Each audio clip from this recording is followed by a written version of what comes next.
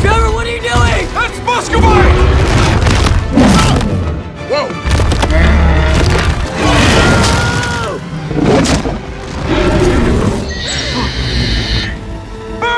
Please!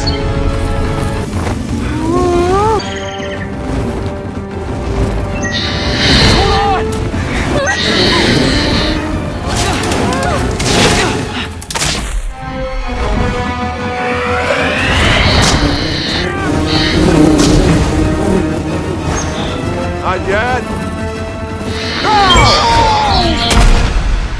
Kamusta kayong lahat? Nandito na naman tayo sa Filipino Chill Recap.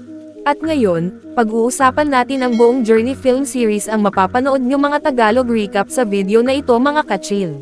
Mula sa Journey to the Center of the Earth, at Journey to The Mysterious Island. Maghanda na kayo dahil sa mga spoilers na darating.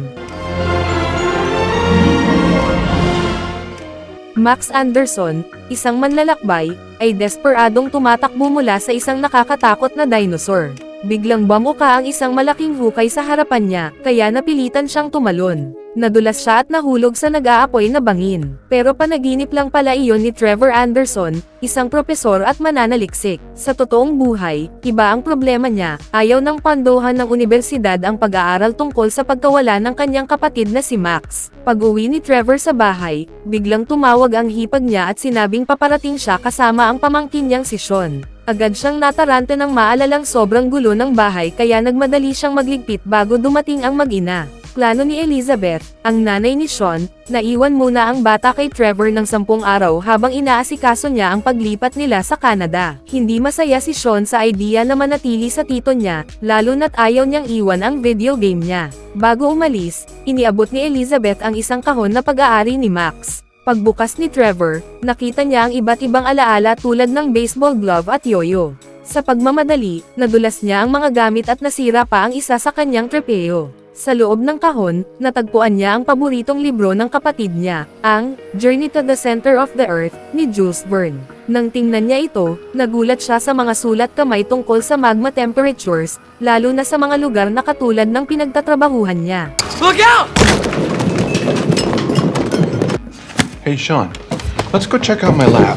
Pagpunta ni Trevor sa laboratorio, napansin naman ni Sean ang isang dagdag na marka sa computer screen, nasa Iceland ang lokasyon. Inisip ni Trevor na posibleng iyon ang lugar na iniimbestigahan ni Max bago siya mawala, isang lugar na pinaniniwala ang may volcanic passages papunta sa center of the earth. Pagbalik nilang mag-uwi, inamin ni Trevor na balak niyang sundan ang mga bakas ng kapatid niya at isasama niya si Sean. Gusto ring sumama ng binata dahil si Max ang kanyang ama. Sa biyahe, sinubukan ni Trevor intindihin ang mga notes sa libro. Sabi ni Sean, baka pangalan iyon ng isang tao. Pag-search nila, nalaman nilang iyon pala ang pangalan ng Executive Director ng Institute of Progressive Volcanology. Pagbaba nila ng eroplano, naglakbay sila ng matagal para marating ang address ng institusyon.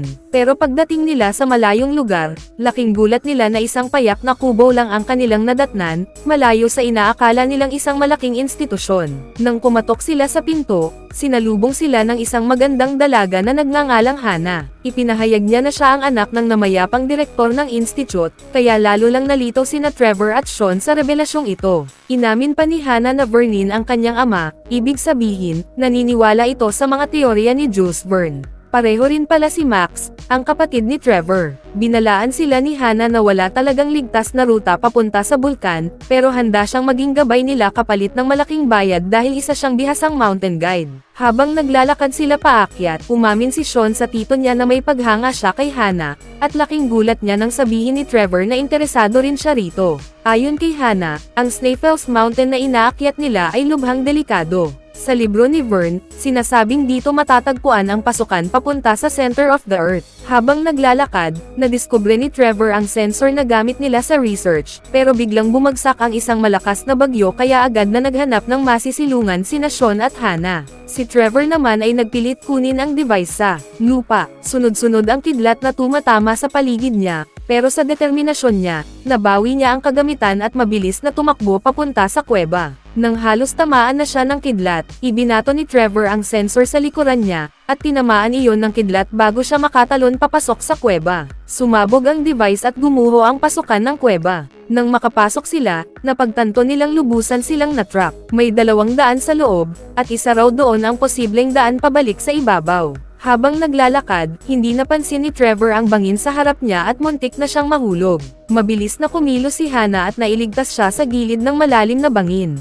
May babalang nakasulat na huwag lumapit, pero nagpasya pa rin si Trevor na siyasatin ang lalim kaya nagsindi siya ng flare. Biglang lumiyab ng malakas ang paligid dahil may magnesium sa pader ng kuweba, isang madaling magliyab na mineral. Dahil dito, gumawa si Hannah ng flare na hindi madaling masunog.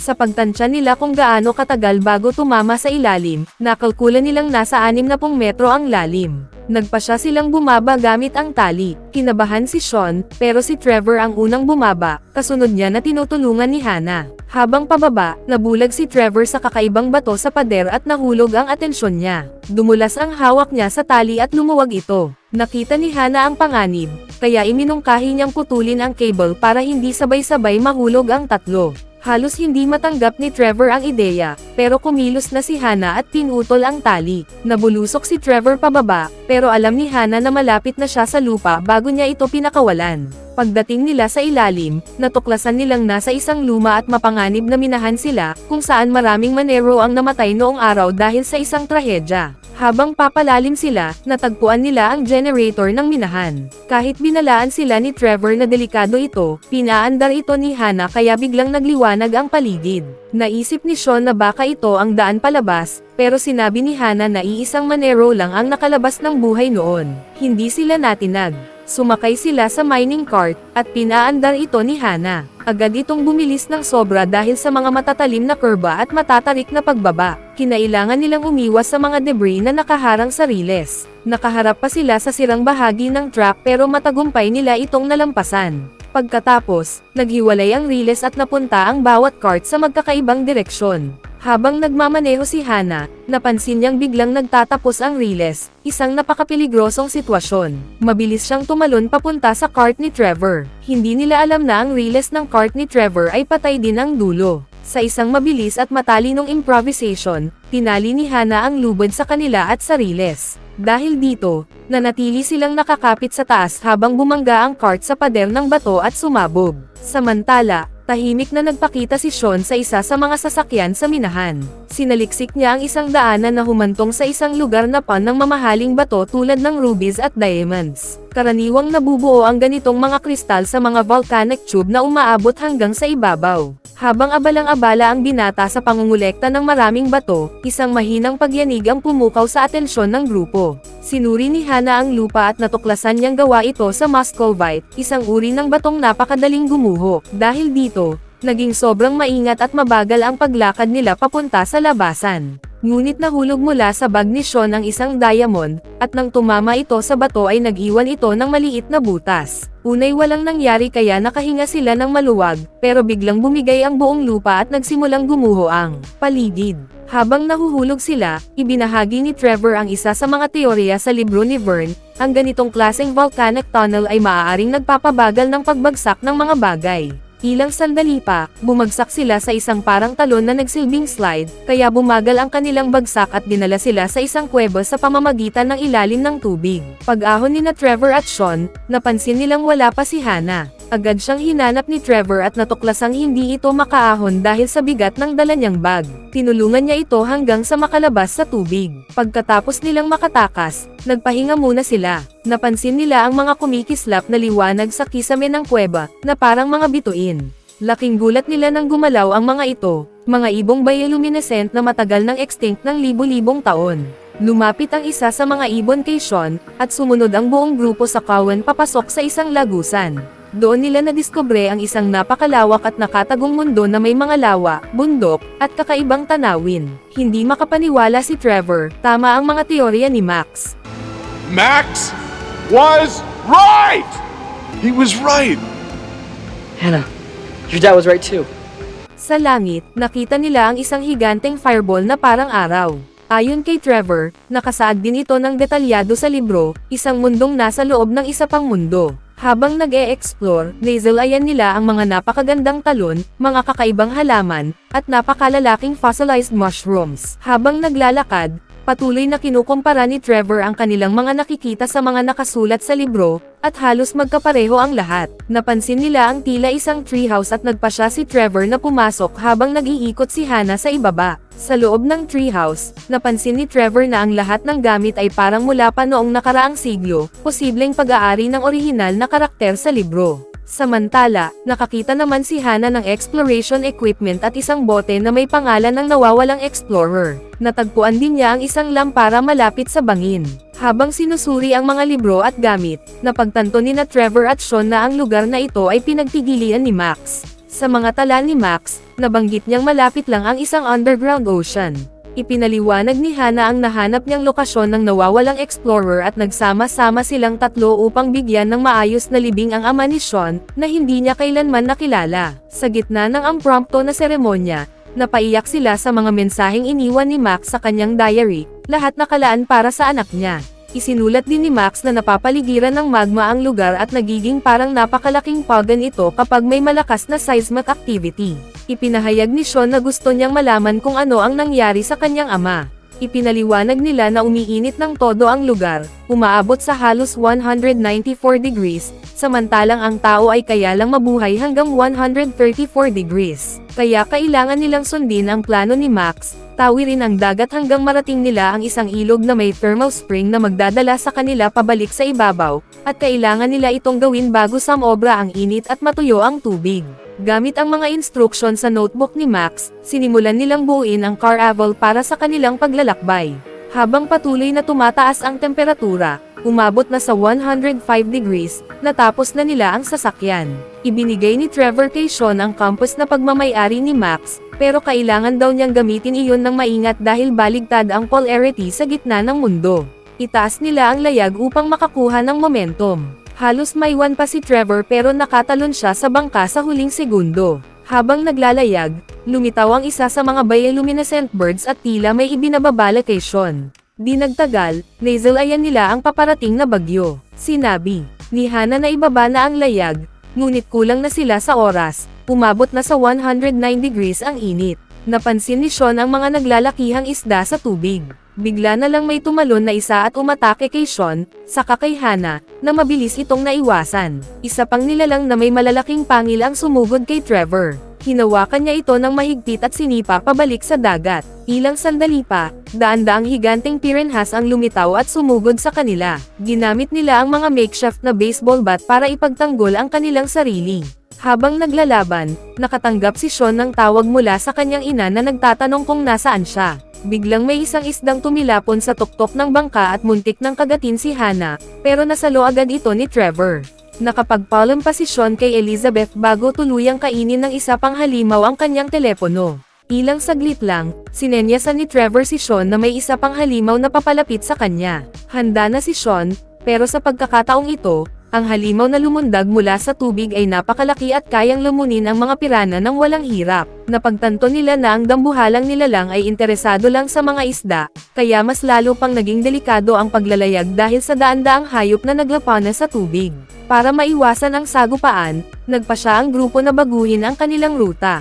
Habang nagpapatuloy sila sa paglalakbay, naging sobrang lakas ng hangin kaya nadulas si Hannah at nabitawan ang mga lubad. Nagdulot ito ng matinding sugat sa kanyang mga kamay. Agad na tumakbo si Sean para hawakan ang mga lubad kahit nagbabala si Trevor. Hindi na siya umabot, at sa sobrang lakas ng hangin, napigtas ang pagkakakabit ng layag at tinangay si Sean ng bagyo.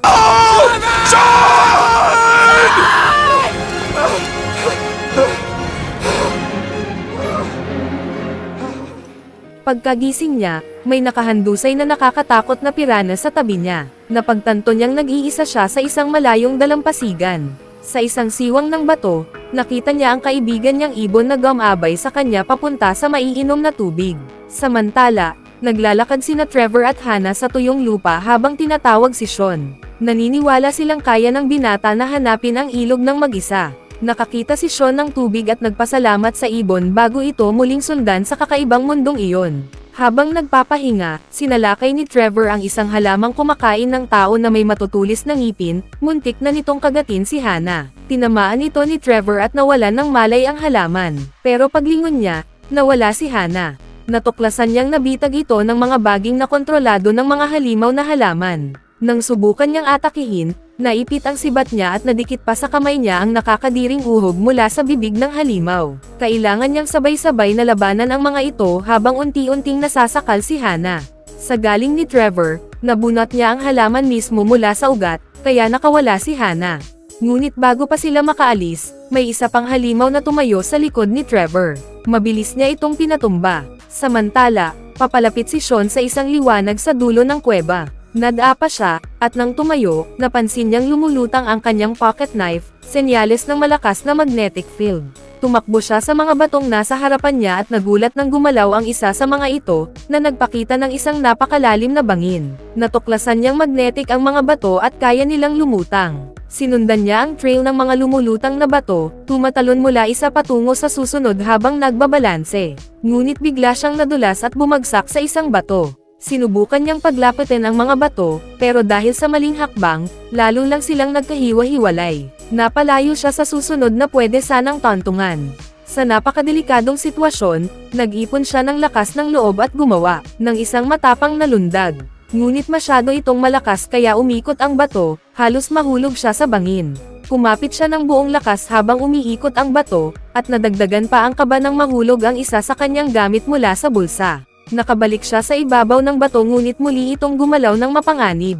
Kumapit siya ng mahigpit hanggang sa tuluyan itong tumigil. Samantala, nakita ni Trevor at Hannah ang ilog na patungo sa mainit na bukal, ang daan palabas. Ngunit ayaw nilang umalis nang hindi natatagpuan si Sean. Tinawag nila ito, pero walang sagot. Patuloy na sinusundan ni Sean ang compass, pero patuloy ding tumataas ang init. Kaya pinagpapawisan siya ng sobra. Nakagawa siya ng nakakagulat na tuklas, naglalakad pala siya sa ibabaw ng mga dambuhalang bungo ng hayop. Bigla siyang nakarinig ng nakakatakot na tunog at mabilis na nagtago.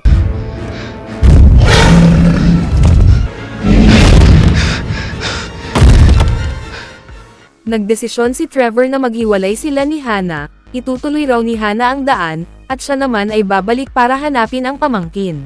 Nagbahagi sila ng isang taos-pusong halik na puno ng pangamba, hindi nila alam kung magkikita pa sila. Kasabay nito, nabahiran ng isang malansang likido ang lupa sa harapan ni Sean. Pagtingala niya, bumulaga ang isang dinosaur na naglalaway, handang lumunin siya. Sa adrenaline, sinubukang dakmay ng halimaw si Sean, pero mabilis siyang gamulong para makaiwas.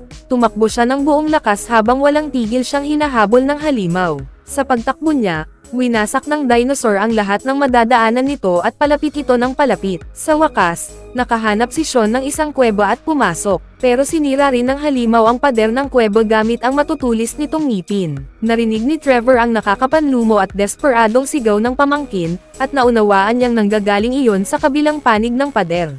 Agad siyang nagsimulang wasakin ito, desperado para makarating kay Sean. Habang muntik nang lumunin si Sean ng dinosaur, nabasag ng propesor ang pader at nailigtas niya ang binata. Wala pa silang oras para huminga, mabilis na gumapang ang nilalang sa mga bato kaya napilitan silang tumakbo ng todo. Determinado sa isang huling tapang na hakbang, inakay ni Trevor ang dinosaur papunta sa isang lugar na may sobrang marurupok na bato, kahit na delikado at pwede rin siyang mahulog kasama ng mabangis na hayop. Sa sitwasyong ito, tumakbo na ang propesor habang patuloy na ibigay ang lupa, kaya biglang nahulog ang halimaw sa isang bangin na bigla na lang lumitaw. Hinahanap ang kanyang tiyuhin, mabilis na nakarating si Sean sa gilid ng bangin at nakita niya si Trevor na mahigpit na nakakapit sa mga bato. Pagkatapos nito, naglakad sila sa isang tunnel na humantong sa ilog, pero nagulat sila nang makitang kumukulo ang tubig dahil sa matinding init ng paligid. Mabuti na lang, dumating si Hannah sakay ng bangkang gawa sa bungo ng dinosaur. Makalipas ang ilang saglit, napansin nilang bumibilis ang takbo ng bangka at nauubos ang tubig, senyales na nasa tuyong bahagi na sila ng ilog. Habang nagpapatuloy ang kanilang paglalakbay, bigla silang nahulog sa isang napakalaking bunganga ng lupa at natrap doon, napapalibutan ng kumukulong magma sa ilalim. Na-realize nila na para gumana ang hot spring, kailangan maghalo ang tubig at lava, pero naipit sila dahil ilang oras nang hindi dumadaloy ang tubig sa lugar na iyon. Habang maingat na sinusuri ang paligid, napansin ni Trevor ang bakas ng tubig sa pader, pero nakaharang ang mga bato. Sa gitna ng problema, nagkaroon ng matalinong ideya ang propesor, gamitin ang mga flare para mag-react sa magnesium sa paligid, para makalikha ng kontroladong pagsabog na makakabasag sa mga bato at makakalaya sa naipit na tubig. Sinubukan ni Trevor ang dalawang flare pero walang sumabog. Hawak ang huling flare, nagdesisyon siyang bumaba sa pinakatuyong bahagi ng pader. Hawak ni Hana ang lubid na nakakabit sa kanya habang hinahanap niya ang batong may mas maraming magnesium, pero basa pa rin ang paligid. Sa desperadong hakbang, inihagis niya ang flare mula sa mas tuyong bahagi ng tunnel. Tumama ito sa target pero walang nangyari sa simula, hanggang sa biglang may maliit na spark na nagpasimula ng sunod-sunod na pagsabog. Bumigay ang mga bato at lumaya ang tubig. Nang damaykit ang tubig sa kumukulong magma, nagkaroon ng napakalaking thermal eruption. Tumalsik pataas ang bangka, at paglabas sa ibabaw, patuloy pa itong umangat bago biglang bumagsak ng napakabilis. Nabawasan ang impact dahil sa pagtama nito sa isang plantation, na winasak naman ang lahat ng prutas sa daraanan nito. Sa huli, huminto ang bangka nang bumangga ito sa bahay ng isang Italianong lalaki, na galit dahil winasak ang kanyang taniman. Para bumawi, kinuha ni Sean ang isang diamond mula sa bag niya at inabot sa lalaki, na nagtanong pa kung gusto raw ba nilang dumausbes ulit sa plantation. Pagbalik sa trabaho, hinarap si Trevor ni Alan na napansin ang saya sa mukha niya. Sagot ni Trevor, sobrang sinuwerte lang siya ngayong weekend dahil literal siyang nalaglag sa kayamanan. Nagpaalam sina Hana at ang propesor kay Sean at inanyayahan siyang doon mag-Christmas vacation. Bago umalis, binigyan siya ng tiyuhin ng librong tungkol sa nawawalang syudad ng Atlantis. Habang naghahanda umuwi, pinakain ni Sean ang alaga niyang nasa bag. Sa sandaling iyon, nakita nila ang bioluminescent na ibon mula mismo sa gitna ng mundo, isang mahiwagang pagtatapos sa napak-extraordinaryong adventure nila. Sa gitna ng isang highway, tumatakas ang isang motorcycle rider mula sa mga police car, dumadaan sa mga pribadong ari-arian, at kalaunan ay nahulog sa isang swimming pool kung saan hindi na siya nakatakas. Ang pangalan ng binata ay Sean, at agad siyang naaresto. Pagkaraan, dumating si Hank, isang dating Navy sailor at stepfather ni Sean, upang imbestigahan ang nangyari. Natuklasan niyang nahak ng bata ang isang satellite station. Sa kabutihang palad, may respeto si Hank mula sa mga pulis kaya't isinama niya ang bata pauwi. Pagdating sa bahay, galit ang kanyang ina na si Liz sa kanyang anak. Ayaw magsalita ng marami si Sean at halatang hindi siya masaya sa bago niyang buhay sa ibang lungsod. Pumasok si Sean sa kanyang kwarto habang hawak ang isang liham na may misteryosong mensahe na siya lamang ang kayang intindihin. Kinabukasan, kinausap ni Hank si Sean na abalang sinusubukang unawain ang mensahe. Lumapit si Hank at nang tingnan ito, sinabi niyang mukhang Morse code iyon, at maaari siyang tumulong kung sasabihin ni Sean kung saan niya ito nakuha. Ipinaliwanag ni Sean na isang gabi, habang nakikinig siya sa isang radio frequency, paulit-ulit niyang narinig ang mga salitang iyon. Kaya niya nahak ang satellite upang subukang hanapin ang pinanggagalingan ng signal. Tinulungan siya ni Hank at binigkas ang unang mga salita na nagsasabing totoo ang isla, na ikinagulat nilang dalawa. Sa sobrang excitement, mabilis na kumuha si Sean ng isang libro at ipinakita ang paksang kaugnay ng mensahe, at kung paanong maraming tagahanga ng kwentong ito ang naghahanap sa naturang isla. Mas marami pa silang natuklasan, kabilang ang isang pangalan at isang petsa. Kaya kumuha si Sean ng isa pang libro mula sa kanyang mga gamit na pinamagatang Treasure Island, ngunit may isa pa silang nahanap na libro, ang Gulliver's Travels. 3 libro mula sa magkakaibang may akda ang nasa kanila, ngunit iisa ang paksang tinatalakay. Ang bawat libro ay may kanya-kanyang mapa na magkakaiba ang itsura, ngunit may naisip si Hank. Pinunit niya ang mga ito at pinagdugtong-dugtong, at doon nila natuklasang nabuo ang iisang kompletong mapa. Na-decode ni Hank ang mga coordinates at ipinakita nitong nasa gitna ng South Pacific ang kinalalagyan ng isla. Masayang-masaya si Sean sa natuklasan kaya sinimulan niyang mag-ayos ng mga gamit para sa kanyang paglalakbay. Ngunit sinabi ni Hank na hindi siya papayag na umalis siya, dahil para sa kanya ang mensahe ay galing lang sa isa pang fan na labis na nahuhumaling sa kwentong iyon. Naniniwala si Sean na ang nagpadala ng mensahe ay ang kanyang lolo, ang unang miyembro ng kanilang pamilya na nagsaliksik tungkol sa isla, na misteryosong nawala 2 taon na ang nakalipas at hanggang ngayon ay walang nakakaalam kung nasaan. kaya determinado siyang hanapin ang kanyang lolo at ang alamat na isla. Kalaunan, kinausap ni Hank si Liz at ikinwento ang lahat ng kanilang natuklasan. Sinabi niyang kailangan ni Sean ng isang lalaking gagabay sa kanya, kaya nagpasya siyang sumama sa biyahe. Kinabukasan, nilapitan ni Hank si Sean at ipinakita ang kanilang mga passport, dahilan para magulat ang kanyang stepson. Dumating sila sa unang destinasyon ng kanilang paglalakbay at naghanap si Sean ng bangkang marerentahan. Ngunit tumanggi ang unang lalaki dahil delikado ang lugar na nais nilang puntahan. Sa malapit, may isang lalaking nagngangalang Gabato ang nakarinig ng alok at agad na lumapit sa kanila, puno ng excitement, at tinanggap ang biyahe. Dinala sila ni Gabato sa isang lugar kung saan may napakagandang bangka, ngunit ang kanilang magiging sasakyan ay isang helicopter na nasa napakasamang kondisyon. Hindi kumbinsido sina Hank at Sean na ituloy ang biyahe, ngunit nang makita ni Sean si Kalani, ang anak ni Gabato, bigla siyang nagbago ng isip at sumakay sila para sa paglalakbay. Gayunpaman, matapos makausap ang kanyang ama, itinaas ni Kalani ang bayad dahil alam niya ang mga panganib ng lugar. Wala nang ibang pagpipilian si Hank kundi ang pumayag. Makalipas ang ilang oras at malayo na sila sa baybayin, sinalubong sila ng isang napakalakas na bagyo.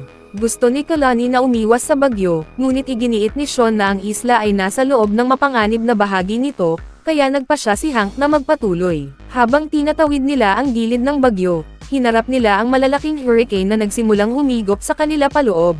Dahil dito, sinabi ni Sean na ayon sa libro, kailangan nilang hayaan ang sarili nilang tanggayan patungo sa isla. Nagbago ng isip sina Hank at ang iba, at sinubukan ni Gabato na tumakas, ngunit mabilis niyang napagtanto na sira na ang mga kontrol. Unti-unting nagkawatak-watak ang helicopter hanggang sa tuluyan silang masipsip ng hurricane, itapon sa tubig, at mawalan ng malay ang lahat. Kalaunan, gin-icing ni Hank si Sean at natagpuan nila ang kanilang sarili sa gilid ng isang dalampasigan, na nagpapatunay sa sinabi ng mga libro. Nagtipon-tipon sila at pinagmasdan ang kanilang paligid. Natuklasan ni Sean ang isang daanan palabas ng beach, isang madilim na lagusan na humahantong sa kabilang panig. Paglabas nila, naisalayan ng grupo ang isang napakagandang tanawin, isang bago at hindi kilalang mundo. Ladies and gentlemen, I give you The mysterious island.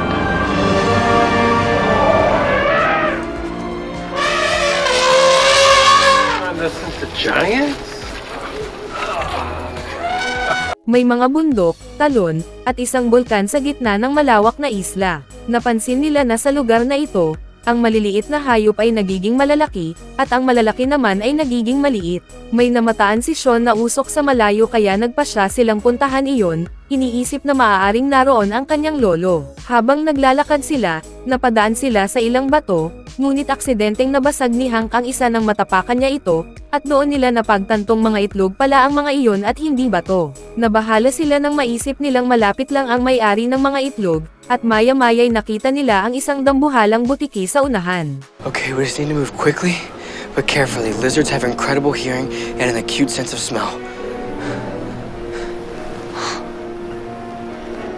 Dahan-daang naglakad ang grupo, ngunit aksidenteng natapakan ni Gabato ang isang marupok na itlog at nahulog siya rito. Matapos mailigtas si Gabato, nagising ang butiki at namataan sila. Run, run, run, run, run, run! Faster! Faster! Let's go! Go! Go! This way!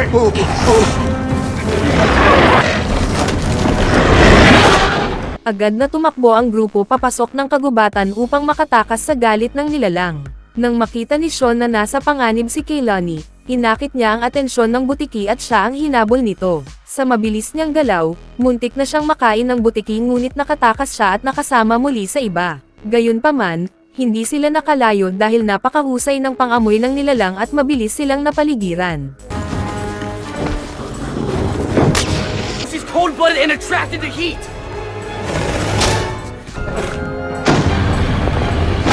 Now what? Nais ni Hank na protektahan ang grupo kaya sinubukan niyang gamitin ang tinatawag niyang Thunder Punch laban sa butiki, ngunit lalo lamang nitong pinagalit ang hayop. Habang tila kakainin na sila, may narinig silang ingay. Malalaking troso ang tumama sa butiki at pinatulog ito. Doon napagtanto ni Sean na ang tumulong sa kanila ay ang kanyang lolo na si Alexander, at masaya silang nagkita muli. Dinala sila ni Alexander sa isang ligtas na lugar, ang kanyang treehouse na ginawa niya gamit ang mga bahagi ng lumang bangkang nagdala sa kanya sa isla. Tinanong ni Hank tungkol sa radyo na ginawa ni Alexander, ngunit ipinaliwanag nitong gagana lamang iyon kapag dumaan ang satellite sa eksaktong lokasyon nila, na mangyayari pa makalipas ang 2 linggo.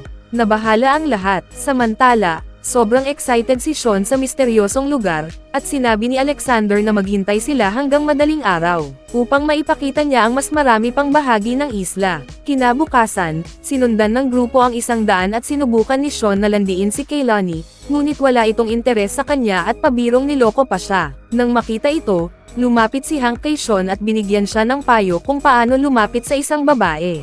Sinabi niyang salungatin ang kanyang instinct at gawin ang kabaligtaran ng inaasahan. Pinayuhan din siyang ipakita ang interes sa nararamdaman ng babae at, sa huli, gawin ang tinatawag na absurd peck dance. Sumali rin si Gabato sa kakaibang leksyong ito, ngunit para kay Sean, puro kalokohan lang ang lahat. Dinala sila ni Alexander upang ipakita ang isang sinaunang istruktura sa gitna ng isla, ngunit wala silang nadatnang tao roon. Doon nila natuklasan na iyon pala ang nawawalang lungsod ng Atlantis. Tinanong ni Hank kung bakit kailangan pang nasa ilalim ng tubig ang lugar, at ipinaliwanag ni Alexander na ang isla ay may cycle na tumatagal ng 140 years, kung saan kalahati ng panahon ay nasa ibabaw ito ng dagat at ang kalahati naman ay nakalubog.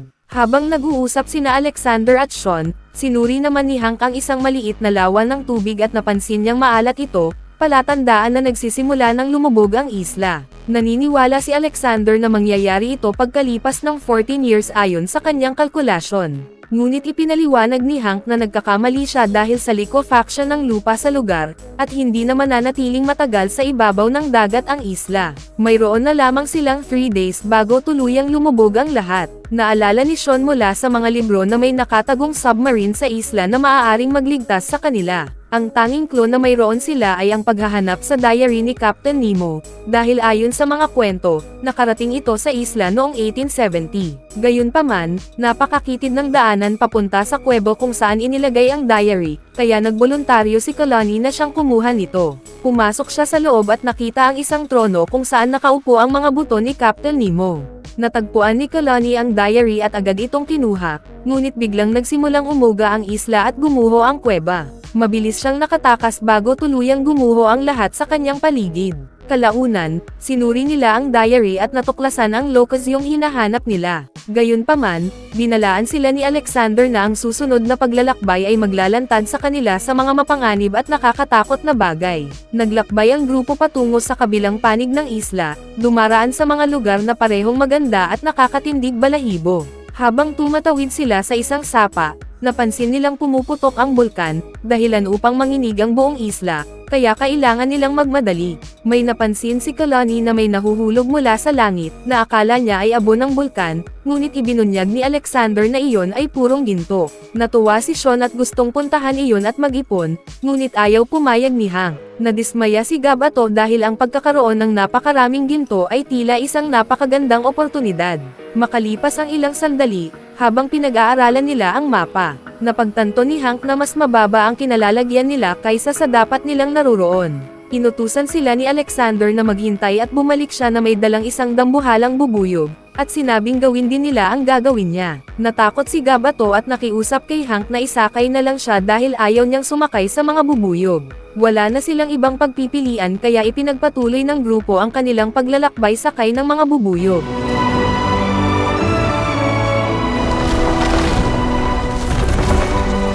Amazing! Like riding stallions. It's beautiful! Talk about paradise! Hindi nagtagal, tinamaan si Gabato ng dumi ng ibon at napagtanto nilang napakalaki ng ibon na iyon. Maingat na umiwas ang grupo sa pagitan ng mga puno sa kagubatan at nakakita pa ng isa pang ibon. Nakaisip ng plano si Hank at inakit ang isang ibon palayo, dahilan upang magbanggaan ang dalawang nilalang.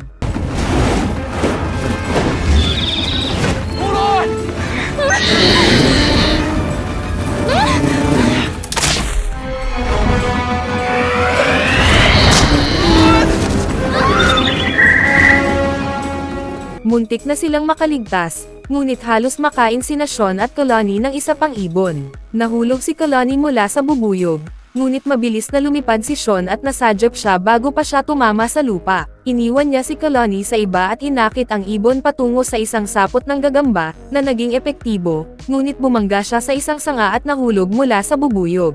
Nilapitan siya ng iba at napagtanto nilang nasugatan ang bukong-bukong ni Sean. Nagpunta sila sa isang ligtas na lugar habang papalapit ang gabi, at sa tulong ni Hank, inayos ni Alexander ang napilayan na bukong-bukong ni Sean. Pagkatapos nito, kumanta si Hank ng isang awitin na iniwan ng kanyang ama bago ito nawala noong siya ay bata pa, at ito ang nagdala ng lungkot kay Alexander. Habang kumukuha ng tubig mula sa isang malapit na ilog, nakausap ni Gabato ang kanyang anak na nalulungkot dahil hindi nila kayang tustusan ang kanyang pag-aaral sa kolehiyo. Ngunit tiniyak ng kanyang ama na gagawa siya ng paraan upang mabigyan siya ng magandang kinabukasan. Pagsapit ng madaling araw, nagising ang grupo at napagtantong mas mabilis ang pagtaas ng tubig kaysa sa inaasahan, at lalo pang lumala ang sitwasyon nang mapansin nilang nawawala si Gabato. Mabilis na naunawaan ni Kalani kung saan nagtungo ang kanyang ama, sa Golden Mountain. Hindi makasama si Sean kaya nagboluntaryo si Alexander na samahan si Kalani. Bago sila maghiwalay ng landas, kinuha na ni Hank ng larawan ang mapa, at sila ni Sean ay nagtungo sa Poseidon's Cliffs upang hanapin ang submarine. Samantala, nadapa si Gabato malapit sa isang napakalaking tipak ng ginto habang papunta sa bulkan, at labis ang kanyang tuwa. Narating ni na Hank at Sean ang bangin ngunit wala silang makita sa tubig.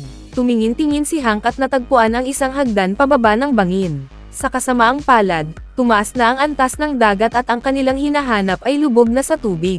Samantala, patuloy na naghuhukay si Gabato at nadiskobring napakalaki ng tipak ng ginto at imposibleng madala niya ito.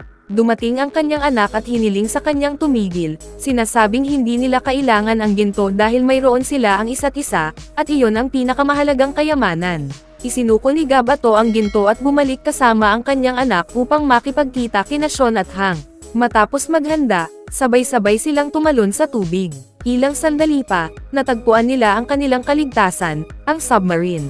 Nilapitan nila ito at binuksan ang hatch, ngunit may paparating na panganib sa anyo ng isang napakalaking electric eel na muntik nang umatake sa kanila. Gayunpaman, nagawa nilang makapasok sa loob ng submarine at i-activate ang water drainage system upang muli silang makahinga. Pumunta sila sa cockpit at matagumpay na napaandar ang submarine, ngunit kulang ang lakas ng baterya kaya muling huminto ang makina. Sinuri ni Hank ang sistema at napagtanto niyang luma na ang mga baterya at nangangailangan ng napakalakas na enerhiya upang muling gumana. Sa kabutihang palad, kahit hindi ito ang perpektong solusyon, mayroon silang electric eel na maaaring pagkunan ng enerhiya. Samantala, naligaw si Kalani, ang kanyang ama, at si Alexander sa gitna ng kagubatan at hindi na gumagana ang kanilang kompas. Buti na lang at dahil sa kaalaman ni Alexander tungkol sa mga hayop, ipinaliwanag niyang palaging hinahabi ng mga gagamba ang kanilang sapot patungong timog. Nang makakita sila ng basang sapot sa malapit, natukoy nila ang direksyong dapat nilang tahakin. Samantala, kina Hank at Sean, gumawa sila ng pansamantalang harpon upang tamaan ang electric eel at ilipat ang enerhiya nito sa mga baterya. Samantala, narating na ng iba ang Rendezvous Point ngunit wala pa ang kanilang sasakyan. Lalong tumindi ang panganib habang nagsisimulang gumuho ang lahat dahil sa patuloy na pagputok ng napakalaking bulkan at sa dagat na unti-unting nilalamon ang isla. Sa ilalim ng tubig, makikita si Hank na nakasuot ng diving suit habang inaakit niya ang electric eel palapit sa kanya. Napansin sila ng nilalang at naghanda itong umatake, ngunit nagawa ni Hank na tamaan ito sa bibig at mailipat ang kuryente nito. Sa ibabaw ng tubig, naghihintay ang iba sa tila nalalapit na kamatayan habang tuluyang nasisira ang isla. Naitapon sila sa dagat, ngunit sa kabutihang palad, dumating ang submarine na ginabayan ni Sean at Hank, sinagip sila, at iniligtas sa kapahamakan. Gayunpaman, hindi pa tapos ang panganib dahil nagsimulang bumagsak ang malalaking bato sa tubig at kailangan nilang umiwas. Unti-unting nagsasara ang daraanan, ngunit nakaisip ng plano si Hank at inilagay si Gabato sa mga kontrol ng submarine. Pumunta siya sa weapons compartment, kumuha ng isang mabigat na missile, itinapat ito, at pinindot ni Sean ang button, winasak ang napakalaking batong humaharang sa kanilang daraanan. Matagumpay na nakatakas ang grupo at nakarating sa isang ligtas na lugar. Naramdaman nila ang matinding ginhawa dahil buhay pa sila, At nagpasalamat si Kalani kay Sean sa lahat ng ginawa niya, lumapit at hinalikan siya, hudyat ng pagsisimula ng kanilang romansa. Nagpatuloy sila sa paglalayag sa kahabaan ng napakagandang Pacific Ocean. Lumipas ang 6 na buwan at makikita si Kalani na bumibisita sa bahay ni Sean, habang tumatawag ang kanyang ama na si Captain Gabato upang alamin kung kumusta na ang lahat. Nakamit niya ang tagumpay sa kanyang mga bagong gawain gamit ang submarine. Muling nakasama ni Kalani ang pamilya ni Sean sa kaarawan nito. Ilang sandali pa, dumating si Alexander at may dalang bagong sorpresa. Nagtapos ang pelikula sa pagbibigay ni Alexander kay Sean ng isang libro, hudyat ng panibagong paglalakbay, sa pagkakataong ito, patungo sa buwan. Bago tayo magtapos ay isa-shoutout muna natin si John Mark Mativo, Augusto Rebainal, Jen Gacom, Luke Inigo Litawa, Mugli TV English, Zosema Bolaño, Ryzen Artillero, Archie Cañet from Calibo Aklan, Jesny Vergara from POB Corpus Masbate, Jonathan Guban from Pangasinan, at Leon Postigo from Zamboanga del Norte. Mag-subscribe na kung hindi ka pa nakasubscribe, pindutin na rin ang notification bell at like button para sa marami pang movie recap katulad nito, at mag-iwan ng comment down below. And as always, thank you for watching.